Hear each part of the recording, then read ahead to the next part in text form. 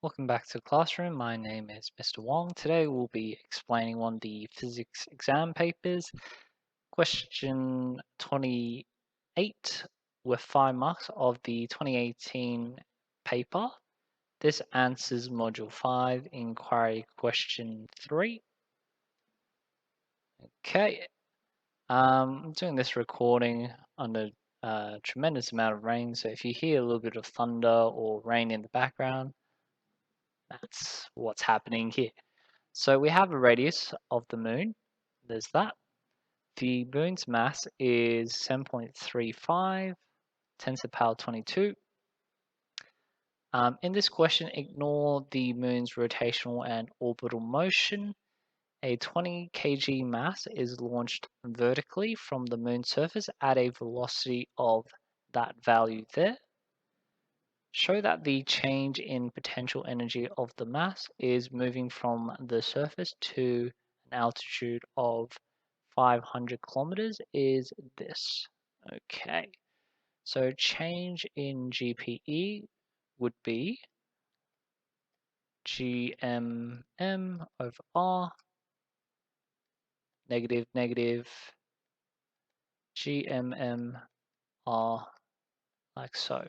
So it's the final position minus the initial position.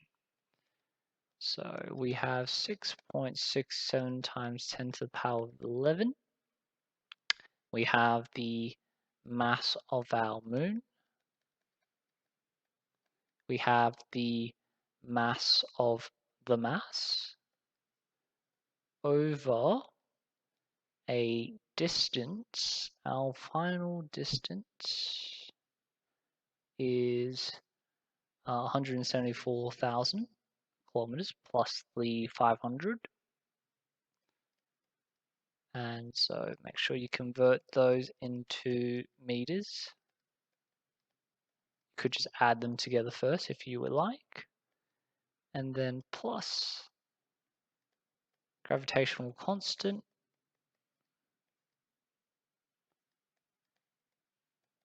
mass of moon, mass of mass over what it would have, or the original potential energy if it was on the moon's surface. Okay, so we get this value here. Let's put that in our calculator and see what answer we get.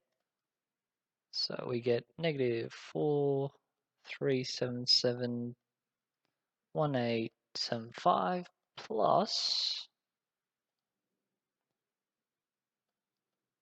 563,000.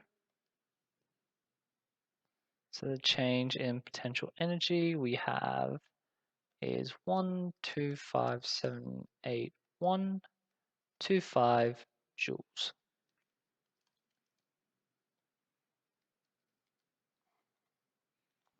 You can convert that, or essentially that demonstrates if we round it off to 3 sig figs will be the same as that. So hence proven what the question was asking us to do. Let's move on to B. It says calculate the velocity of the particular mass at an altitude of 500 kilometers. So we're looking at orbital velocity. We know that orbital velocity is gm over r. G, we already know that's the gravitational constant. M is the mass of the moon.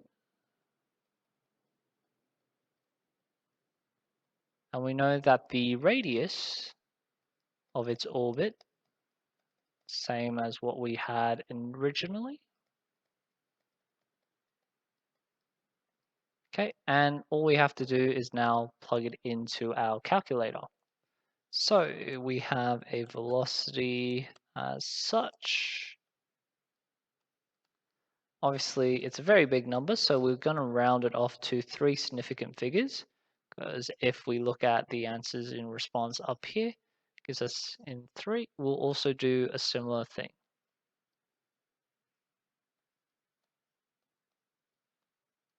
Okay, so it'll be approximately, we can even do 3 sig figs, just make it really clear to the marker. So it's 1,480 meters per second. So that's how you do the question for this paper. Okay.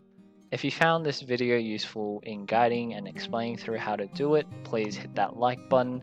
And, if you haven't subscribed already, please subscribe. I'll see you next time. And don't know if you've heard that thunderstorm there.